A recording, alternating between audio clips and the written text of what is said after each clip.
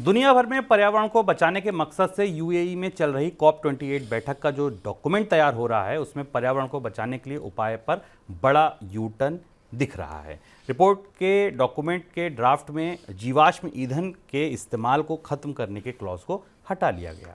जो पहले बैठक हुई थी उसमें जीवाश्म ईंधन के इस्तेमाल को खत्म करने की बात कही गई थी, लेकिन इस बार के डॉक्यूमेंट में ये क्लॉज ही हट गया। सर, फिर कॉप में तय क्या हुआ? ग्लासगो से दुबई आते आते दुनिया को प्रदूषण से मुक्त करने, कार्बन खत्म करने, पर्यावरण की आपदाओं को रोकने की जो पूरी सहमति थी वो ध्वस्त हो गई।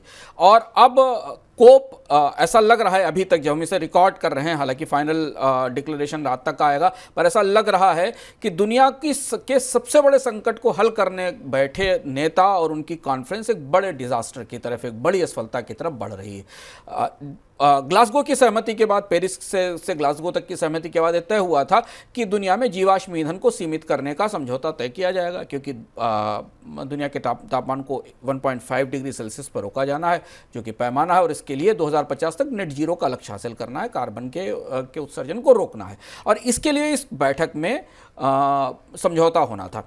जैसा हम आपको लगातार बताते चले आ रहे हैं कि इस बैठक के मेजबान ही स्वयं फॉसिल फ्यूल के सबसे बड़े प्रोड्यूसर हैं, जीवाश्म ईंधन के सबसे बड़े प्रोड्यूसर हैं, जिसमें कि ओपेक देश हैं। और जो प्रमुख देश दुनिया में सबसे ज़्यादा जीवाश्म ईंधन का इस्तेमाल करते हैं, उत्पादन करते हैं, भारत, चीन जैसे देश, वो इस व्यवस्था में शामिल नहीं थे।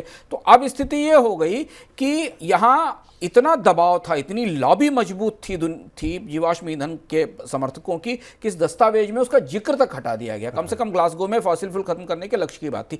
ये बड़ा डिजास्टर है, ये मनुष्यता के साथ, लोगों के साथ, पर्यावरण के साथ बड़ी असफलता है, जो हमें अब आती दिखाई दे रही है कोप की बैठक से। सर, इसका असर अब आगे क्या होगा फिर?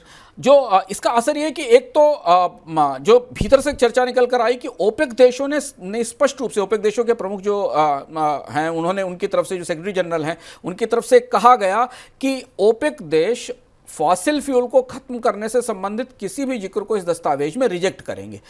यूनाइटेड अरब अमीरात ओपेक का प्रमुख सदस्य है, दुनिया के सबसे बड़े तेल उत्पादकों में मौजूद है।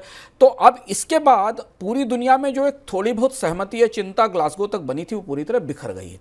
अब इसके बाद जो तस्वीर हमें मिलेगी दुबई से बाहर निकलती है, उसमें यूरोपियन यूनियन कार्बन को लेकर और सख्ती करेगा, क्योंकि जर्मनी का कहना था कि समझौते से बहुत ज़्यादा निराश है।